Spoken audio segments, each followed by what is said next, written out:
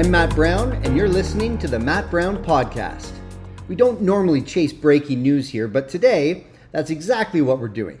Kelly Ziegner is the CEO of our local United Way. She's going to join us to talk about a media release that was sent out across Canada only a few short minutes ago. And I'll tell you all about it right after this. Discover London Bicycle Cafe. It's the perfect time of year to take a break on their spacious patio, featuring craft beer, espresso drinks, snacks, meals, and more. London Bicycle Cafe at the Forks of the Thames. See you soon. And we're back. As I said off the top, our guest today is Kelly Ziegner. She's president and CEO of United Way Elgin, Middlesex. Kelly has over 25 years in the not-for-profit sector. She's an award-winning communicator, and she earned her Certified Fundraising Executive distinction way back in 2003. Kelly holds degrees from King's University College and Western University. People tell me that she leads with a commitment to inclusion, equity, compassion, and serves by example. Under her leadership, the United Way Elgin Middlesex has played a pivotal role in mobilizing community resources, advocating for vulnerable populations, and strengthening our region's social safety net. She's here today to tell us about an alarming Canada-wide survey that has just been completed and was released today. So let's go. Kelly Ziegner, welcome to the podcast. Hello. So let's get right into it, Kelly. What was released today across Canada, and why does it matter? Yeah, so, we've all been hearing and feeling, a bit of anxiety and precarity around the economy. We're certainly hearing that anecdotally, locally from local agencies that help people with low income or living in poverty.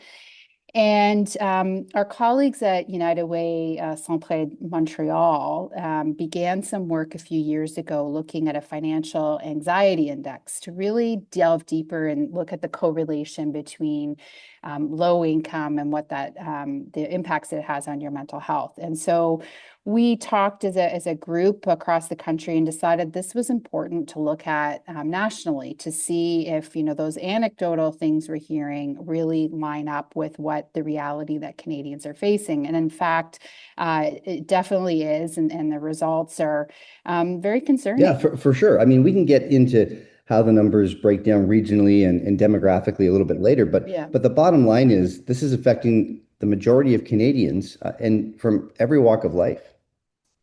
That's right. So no matter the income bracket, people are sort of feeling this pressure and anxiety around their finances.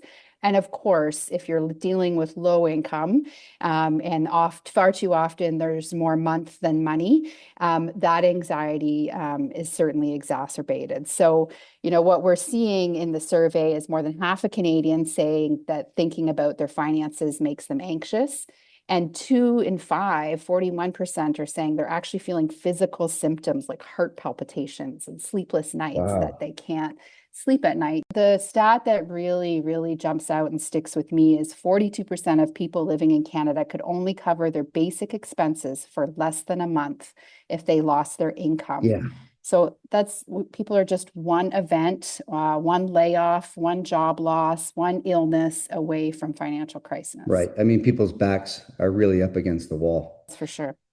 And for our region, what does it mean for us? What stands out in the survey to you? Yeah, so we have the benefit of having a great partner in 211. So that's a local information and referral system. So if people haven't heard of it, it's a great place to call 24/7, multiple languages. You can call, get a live person that can help connect you with social and government services across our region. So I looked into their stats, and here in our region,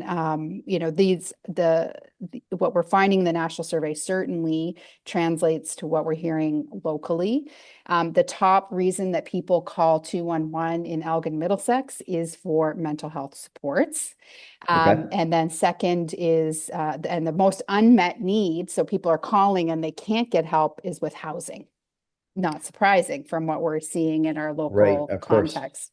And then universally, we're hearing from our agency partners that there's been an uptick in demand for service. And that is reflected in our recent call for applications for funding. So we do an open call for social service agencies to apply for funding for their programs that help people living with low income or in poverty. And we'll have about $4 million to grant out in the community just here in Elgin, Middlesex. But we received over $10 million in requests for funding. So that Wow. paints a picture of what the need is locally. So, and certainly social service agencies are bearing the brunt of some of those really real concerns that people are feeling. Yeah, of course. I mean, you mentioned 211. I can remember the launch of that program Yeah. more than a decade ago. I know that you can as well. It is a really fantastic service. I was surprised. Almost 1 in 5 of the calls that are going to 211 right now are to access temporary financial assistance. And that really, I think, focuses the mind on where the stress points are in our community. Even a year or two ago, that number could be cut in half. Yeah, it's people are finding it really difficult to make ends meet, and I heard Glenn Pearson talking a little while ago about how 58% of people that use the food bank are working people. So people, even if they're working, they're just not having enough to get by. People, the mark of what affordable housing is you're only spending 30% of your income on your housing costs. And we know for far too many people in our community, that is 50% or greater. You could double that number Yeah. for a lot of people. Yeah. And, for those on social assistance, I mean, it is a really grim situation for them. I did want to touch on United Way Elgin Middlesex, and also United Way Canada. People, they may not realize that nationally, United Way Canada is the largest non-government funder of human and community services. That's $600 million, more than $500 million is directed annually to support basic needs for 8 million Canadians. Yeah, it's I think we're one of those organizations that we're people know who we are. They see our logo, but we're not well known. They don't maybe understand that that's what we do. And I think more and more United Way, in particular our local United Way, we're also getting involved in looking at long-term solutions. So, the funding of agencies is really important work because that is meeting people at their point of need, at their moment of crisis, on our streets, in our homes, in our local community. But we know we have to look further upstream and look for solutions that require governments coming together and more partners coming together. We've recently released a plan called Build for Good, which is a fully costed housing plan that we've presented to the provincial government that really aims at, positioning the nonprofit sector as the partner of choice for deeply affordable housing, because Sure. while our developers in our local community are doing a really great job of building homes, their incentive is not is to make money, right? It's a Yeah, little bit of a their business different, model is yeah, different it's than your different. business model. And we have great partners here that are doing some incredible work in Absolutely. the space, but to do it at scale, you need partners whose incentive is really about getting people, our most vulnerable people, in housing and supported housing where they can have access to the supports they need. For sure. Some And other, proactive is always more efficient than reactive. And I heard recently, housing is healthcare. And yeah. so we need not-for-profit leaders in our community and across Canada to help bring people to the table. Yeah, and there's great examples there's been local one, and then one more recently. There's been a lot of media on of Toronto where people are prescribed housing when they're discharged from hospital. Hadn't heard that before. Yeah, and they are, the impact on the reduction in emergency room visits, in policing interventions is significant, right? So there are significant cost savings to getting people into housing. But I think some of the funding models are a little bit broken to try and do that at scale. Another piece that United Way here locally has been doing a lot of work on, of course, is advocating for significant increases in social assistance rates. A single person on social assistance in our community gets $700 a month, $733 a month. I challenge anybody to try and find housing and live on $733 a month. Yeah, It's you really possible. said it when you said that, there's more month than money, Yeah, and that is a shockingly yeah, low number to try and survive on. And I know that agencies out there are doing this every single day, trying to help people make do yeah. with that kind of funding. But really, I mean, you said it yourself, the funding model is broken, and we need to see some change there. Yeah, and I think, when it comes back to this financial anxiety piece, it's also pervasive across, ages as well. And, parents do their best to sh shield their problems from their kids. But far too many little people are concerned with big people problems when they show up at school, and they're worried about their parents and not being able, are they concerned, are they going to have to switch schools again? Are they going to have to move? Are they, do they have anything to eat for lunch? So I think, there's kids get involved in this stuff too, when families are having financial stress at home. Yeah, of course. I think that people listening can certainly understand that. The most recent figure that I can think of, and it could be out of date, is that 1 in 4 of our kiddos are going to school hungry each and every day. Yeah, And it's that or it's more. it's pretty hard to learn when you have a hungry belly instead of a hungry mind. Yeah. That's right. So I'm sure people are listening and wondering, how can they help? How can they get involved? Yeah. So, as I like to say, it's the most wonderful time of year here at United Way. We're really deep into our annual You are in the campaign. midst of it. Yeah. So lots of great events happening in communities. We have, of course, many, many workplace partners like Canada Life, Western, and others who are rolling up their sleeves and hosting United Way campaigns. So if you have a workplace campaign, get involved. If you want to volunteer at a local agency that's supporting folks that live with low income or in poverty, there's everybody's looking for volunteers. I mean, that was one of the impacts of the pandemic, is organizations are having a harder time still finding volunteers. We have a couple of really great events coming up that people can get involved in. We're launching our first ever plane pull in partnership with the Okay. Western Aviation Program. So that is happening next week.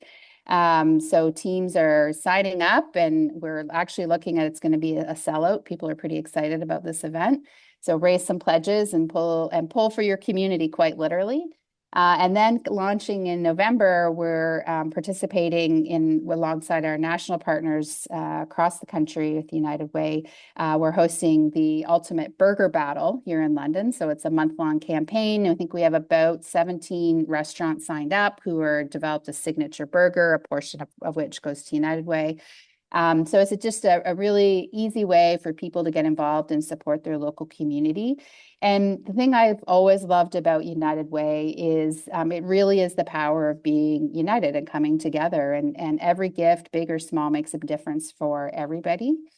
And Yeah. And if people want to give, I imagine there's a button on the website where they can give out, make a one-time gift, or they can do a gift that is monthly or bi-weekly. yeah, for sure. So it's unitedwayem.ca. That's our website.